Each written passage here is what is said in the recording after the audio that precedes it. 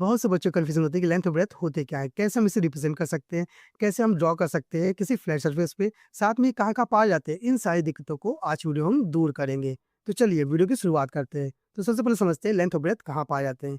Length और breath पाए जाते हैं मोस्टली 2 जगह पे, ठीक ना? 2D और 3D शेप में। अब 3D शेप की बात करेंगे तो 2 शेप आपको याद रखने होंगे। पहला शेप आपका है कौन-सा? क्यूब, दूसरा आपका है क्यूबॉइड। पहला शेप क्यूब और दूसरा क्यूबॉइड। क्यूब में अगर देखेंगे तो साइड-साइड इक्वल होंगे, उसमें लेंथ होगा, ब्रेथ होगा और हाइट होगा।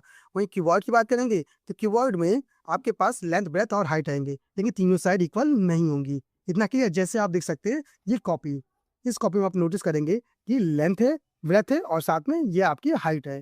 हाँ कि ना? तो आप देख सकते हैं यहाँ पे तीनों की साइड इक्वल नहीं है, इसलिए हमारा क्या है क्यूबॉइड है, ठीक ना? और कुछ फिगर होते हैं क्यूब शेप के जिसमें तीनों ही हमारे इक्वल होते हैं। तो पहला तो ये हो गया 3D। 2D में अगर देखा जाए तो ये मोस्टली पाया जाता है क्वाड्रिलेटरल में।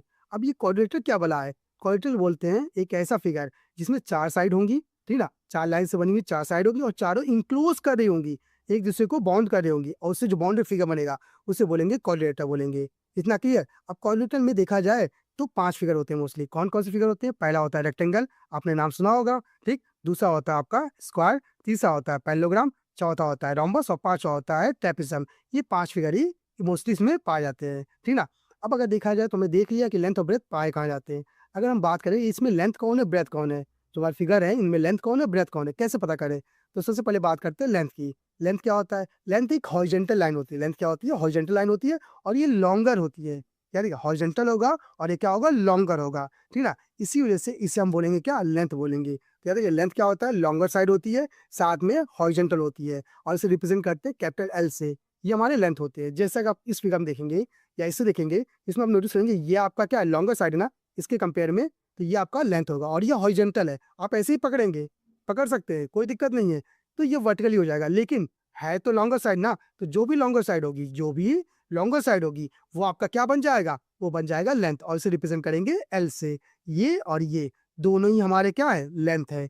आगे हम बात करते हैं ब्रेथ की। ब्रेथ क्या होता है?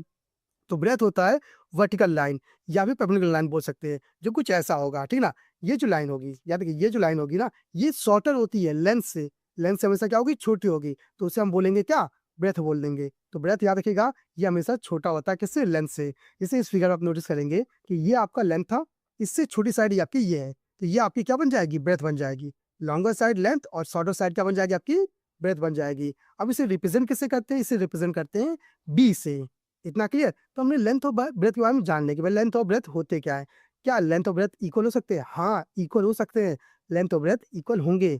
ये किस केस में होंगे? ये तब होंगे जब लेंथ और ब्रेथ दोनों इक्वली खींचे जाए। जैसे ये हमारा लेंथ है और ये हमारा ब्रेथ है, दोनों इक्वली हैं। तो ये दोनों इक्वली जो होंगे ना, ये हमारे क्या होंगे?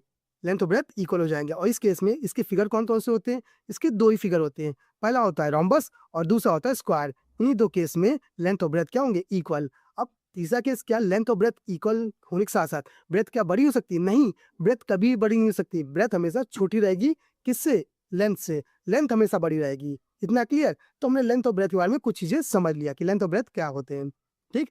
अब हम देखेंगे कि लेंथ के या ब्रेथ में कोई इफ़ेक्ट चेंज करने पर उनमें कोई फिगर में चेंजेस होते हैं या उनके कुछ फ़ॉर्मूले में चेंजेस होते हैं?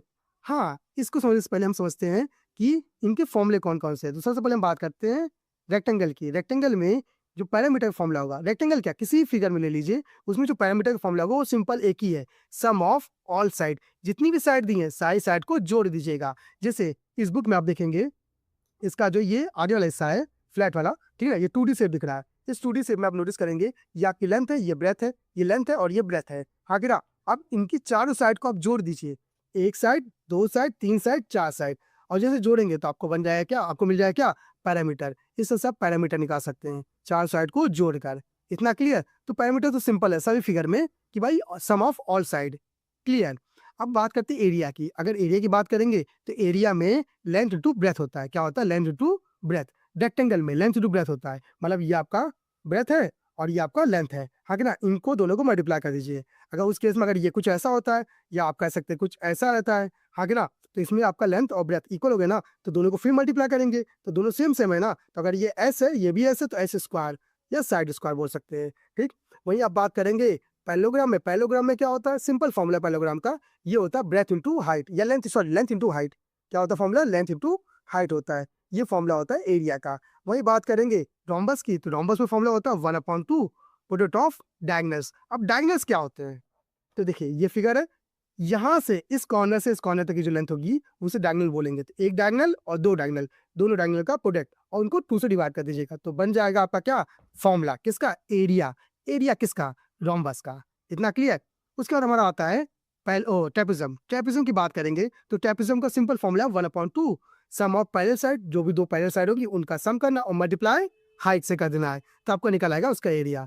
अब क्या इफेक्ट पड़ता है किसी एक में चेंज करने पे, लेंथ या ब्रेथ में? हाँ, इफेक्ट पड़ता है। अगर आप पैरामीटर की बात करेंगे तो लेंथ अगर आप बढ़ाते हैं या ब्रेथ बढ़ाते हैं तो उसका पैरामीटर भी क्या कर जाएगा? इंक्रीज कर जाएगा, मतलब ज़्यादा ज़्यादा हिस्सा लेगा। इतना क्लियर? और वहीं एरिया की बात करेंगे तो एरिया भी इंक्रीज कर जाता है। अगर लेंथ बढ़ाते हैं तो एरिया बढ़ जाएगा, लेंथ कम करेंगे तो एरिया कम हो जाएगा। दोनों ही बढ़ाते हैं, लेंथ और ब्रेथ दोनों बढ़ाते हैं, तो एरिया काफ़ी तेज़ी से बढ़ने वाला है। तो इससे देख सकते हैं कि अगर लेंथ और ब्रेथ में चेंजेस करेंगे तो उनके एरिया भी क्या कर जाएँगे? चेंज कर जाएँगे। इतना क्लियर? तो हमने देख लिया कि लेंथ और ब्रेथ के चेंज करने से इसके एरिया में या पैरामीटर में भी इफेक्ट पड़ता है, वो भी चेंज होते हैं। अब बात करते हैं ड्रॉ करने की। क्या हम इसे ड्रॉ कैसे कर सकते हैं? तो देखिए सिंपल है, अगर आपसे कहा जाए 15x20 का एक डायग्राम बनाइए, 15x20 का, और 15x20 में 20 है आपका, जो 20 सबसे बड़ा है ना, तो 20 आपका बन जाएगा लेंथ। तो आप लेंथ जो बनाएँगे वो 20 बनाएँगे और 15 जो बनेगा वो क्या बनेगा आपका? ब्रेथ बनेगा। इतना क्लियर? याद रखिएगा, यहाँ पे बोला क्या जा रहा है, सवाल दिया क्या जा रहा है, उस पे ध्यान दीजिएगा। जैसे अगर लिखा है 13x15, तो 30 जो आपका होगा ना, वो आपका लेंथ बन जाएगा और 15 आपका क्या बन जाएगा? ब्रेथ बन जाएगा। 10-20, 20 आपका लेंथ बन जाएगा और 10 ब्रेथ बन जाएगा। तो जो लॉन्गर होगा उसे आप लेंथ बोल दीजिएगा और दूसरे वाले को ब्रेथ बोल दीजिएगा। तो आई होप आपको समझ में आ गया होगा कि लेंथ और ब्रेथ होते क्या है और कैसे हम इसे पता कर सकते हैं और कैसे इसकी मदद से हम ड्रॉ कर सकते हैं। आई होप आपको ये वीडियो अच्छी लगी, इन्फॉर्मेटिव लगी, तो हमारे वीडियो को लाइक, कमेंट, शेयर तथा सब्सक्राइब भी कर सकते हैं। तो आज की क्लास के लिए धन्यवाद।